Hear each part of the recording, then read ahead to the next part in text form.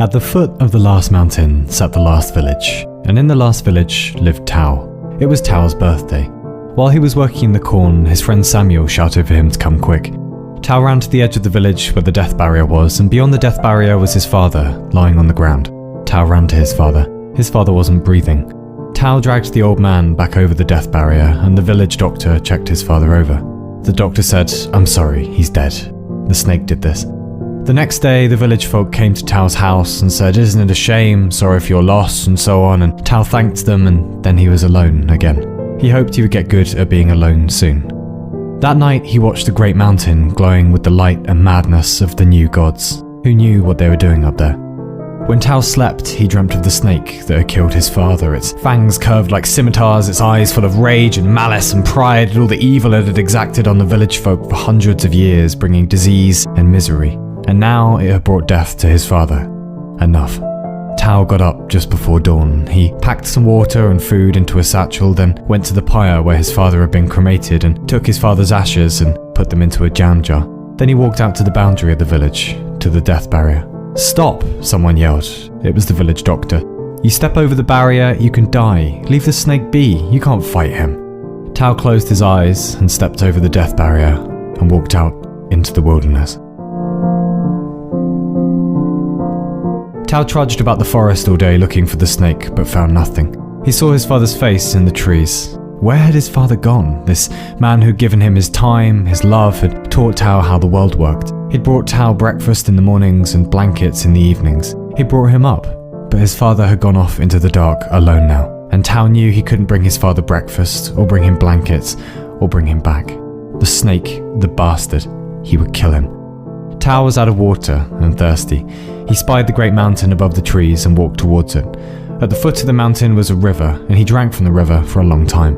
When he looked up again, there was an old woman sat a few feet away on the ground. The old woman took a swig from her hip flask. Tao turned to leave. "Hey!" the old woman yelled. Tao ignored her. She said, "You look like someone with unfinished snake-related business." Tao stopped. "What do you know about a snake?" "Green one, about yay high," she said. "Maybe." She pointed up the mountain. "I saw him, went that way he did." "Did he now?" Tao said. "Oh yes, and a mighty sneaky wiggle he had about him also." "Yeah." Tao began to walk away. "That's where the snake lives, you know," the old woman said. "On the mountain. That's where he thinks up his evil plans," and he was mumbling something about how he just killed an old man too. Well, that was beyond coincidence, Tao thought. Maybe she knew something. Tao started off for the mountain instead. "Hey!" the old woman yelled, but Tao ignored her. He walked for some minutes before he spied another figure ahead, sat on the ground. It was the old woman again. "How did you get here?" Tao said. She took a drawer on her hip flask. "You'll need a guide," she said. "A chaperone. He's awful tricky to beat, old Snakels." Tao said, "Not to be rude, but you're drunk and old and a bit useless, really." "You are being rude," she said. Tao walked on, but she followed behind. "I know things," she said. "I know things about the snake and the new gods too." "Rubbish," Tao said. "Is it?" the old woman said. "Take me up the mountain and I'll teach you how to kill the snake." "I'll kill him myself with my bare hands," Tao said. "No," the old woman said. "No, you won't." They looked about under rocks then, in holes, but the snake wasn't there. He must have gone further up, and so they climbed.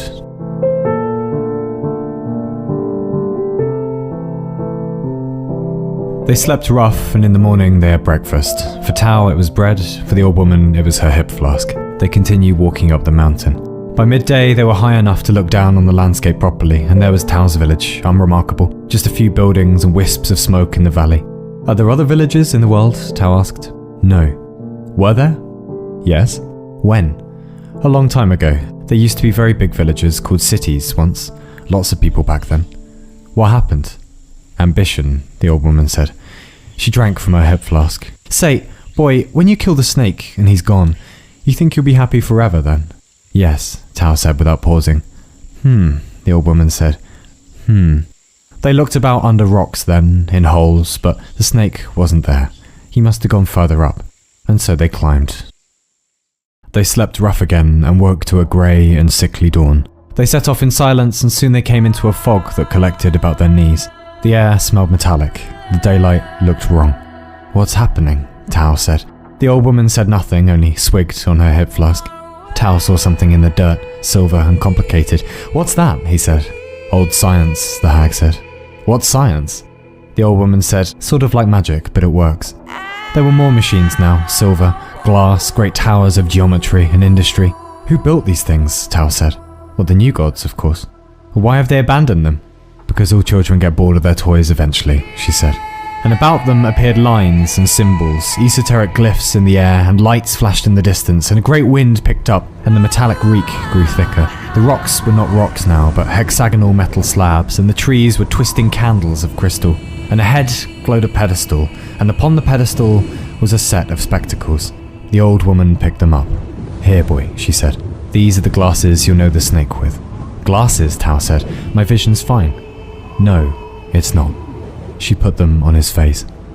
Suddenly, Tao was pulled from his body and senses and saw the world without her mask on. A tangle of fields and dimension, the height of time, the width of space. And he knew then that matter was both a point and a wave and a joke. And he saw the logic at the bottom of everything, and the madness at the top, and the shape of becoming, and the dance of decline. And finally then he saw himself, in true perspective, a speck on a blot, on a smudge, on a blemish, on a fleck, in a grain of galactic sand amid a billion other beaches. And those beaches themselves only made up more grains of sand, and more grains of sand, and more grains of sand, and more grains of sand, and more grains of sand.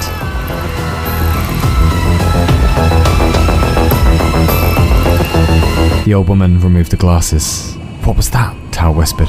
Oh, 31st century science. Bit before your time. She gave him the glasses. Keep these safe, eh? Who are you? Tao said. Oh, she replied. Who's anyone? They looked about under rocks then, in holes, but the snake wasn't there. He must have gone further up.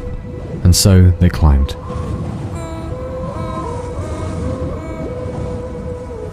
The next morning they woke after dawn and had a fine view of Tao's village below.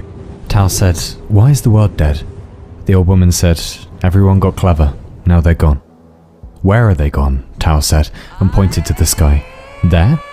She shrugged. Come on, time's getting on. They continued up the mountain, the peak high above, the village low below. Tao thought again of his father. He imagined the days ahead as empty and overcast, no one to talk to, truly.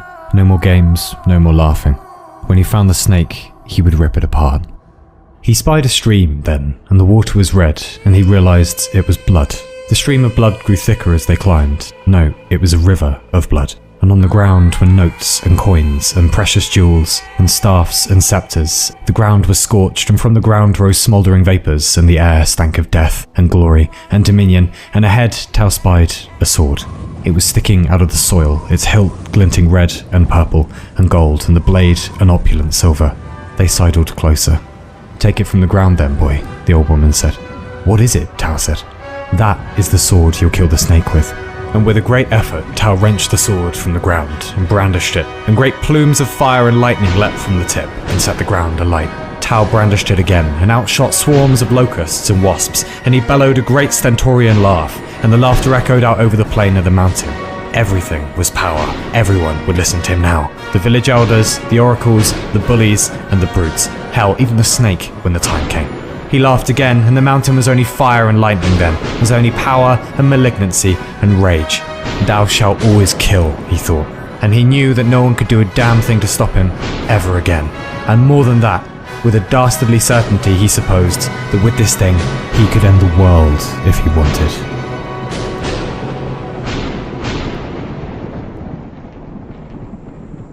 The next morning, Tao ate in silence, and the old woman drank in silence, and they got walking as usual. Tao said, How long until we find the snake? The old woman drank, said nothing. Isn't that thing empty already? Tao said. She turned the flask upside down and poured out a constant stream of booze that didn't end. Are you one of the new gods? Tao said. Do I look new? The old woman said. Well, what happened to the new gods? The snake, she said. It killed them? Sure. Tao stopped. Well, how in the hell do you think I was going to beat it if it killed the new gods?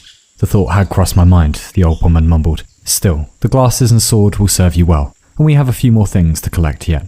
Like what? Tao said, but already he heard music, upbeat, calling to him. They came on the remains of a great party, empty bottles, discarded trinkets. What happened here? Tao said. Abandon, the old woman said. In the ruins of an old and ostentatious house burnt partly to the ground was a tankard that glowed, and inside the tankard was what looked and smelled like mead. Go on, the old woman said. Drink a little. What is it? Tao said. This is the indulgence you'll kill the snake with. And with that, Tao drank.